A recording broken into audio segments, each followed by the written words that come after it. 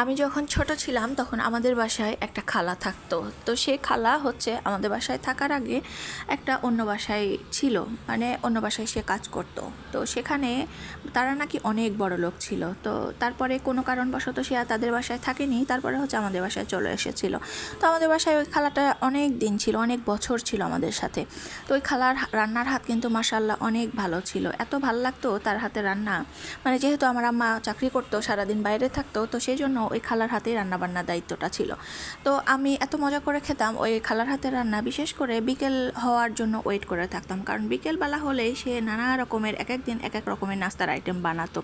আমিও ওয়েট করে থাকতাম। তো একদিন হঠাৎ করে বলছে যে বাইরে বৃষ্টি হচ্ছে, আর সে আমাকে বলছে যে জানো চৌধুরী বাড়িতে না আমি এইভাবে নাস্তা বানাতাম, তো চৌধুরী বাড়িতে এটা খাওয়াতাম ওটা খাওয়াতাম, এইভাবে নানা রকমের হচ্ছে সে গল্প করতো আর হচ্ছে বিভিন্ন রকমের নাস্তা বানিয়ে বানিয়ে দিত, আর আমি অনেক মজা করে খেতাম আর তার অনেক প্রশংসা করতাম।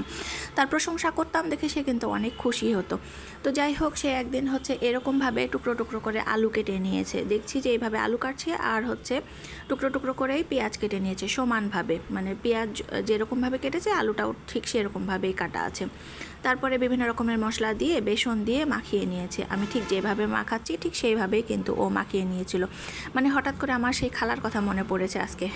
আমিও মাঝে মাঝে ওর রান্নার রেসিপিগুলো হয়তো আমার আরও অনেক বেশি শেখা হয়ে যেত, কিন্তু তখন তো ছোট ছিলাম, ওইরকমভাবে রান্নার প্রতি অতটাও ইন্টারেস্ট ছিল না। তো এইভাবে মাখিয়ে নিয়ে তারপরে হচ্ছে বল বল করে এইভাবে বড়ার মতো করে ভেজে নিব। কারণ আমার মানে এই বড়াটা আমি এর আগেও বানিয়েছি, আমার খেতে খুবই মজা লাগে। বাইরে একটু ক্রিস্পি ক্রিস্পি হয়ে থাকে আর ভেতরে নরম, অনেক ভাল লাগে। মানে খুবই সাধারণ সিম্পল দেখতে মনে হলো, খেতে কিন্তু খুবই অসাধারণ। আজকে আমি আমার বাচ্চার জন্য বানিয়েছি, ওরা কিন্তু ভীষণ পছন্দ করে। মানে আমার বাসায় যখন দেখি যে উপকরণ কম আছে, খুবই শর্টকাটে আমি কোনো কিছু একটা বানাতে হবে আমাকে এখন, তখন আমি এই জিনিসটা বানিয়ে দিই।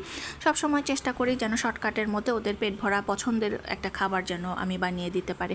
বাইরে একটু দেখে নিলাম, তার কারণ হচ্ছে একটু আগে এত বৃষ্টি হলো, ঝমঝমিয়ে বৃষ্টি হলো, তাই দেখছিলাম যে বৃষ্টিটা থামলো কিনা। বৃষ্টিটা থেমে গিয়েছে। আর আরেকটা কথা শেয়ার করি, আমি যারা রান্নার ভিডিও করেন তারা কিন্তু খুবই সাবধানে আপনারা রান্নার ভিডিওগুলো করবেন। এক হাতে ফোন ধরে আর এক হাতে খুন্তি নাড়াতে গেলে না যে কোনো সময় একটা অ্যাক্সিডেন্ট ঘটে যাওয়ার সম্ভাবনা থাকে। তার কারণ হচ্ছে আমার সাথে একটু আগে একটা অ্যাক্সিডেন্ট ঘটে গিয়েছিল, যেটা হয়তো ক্যামেরায় ধরা পড়েনি। কারণ হচ্ছে আমি ভিডিও করছিলাম, বাম হাত দিয়ে ফোনটা ধরেছিলাম আর ডান হাতে খুন্তি নাড়াচ্ছিলাম।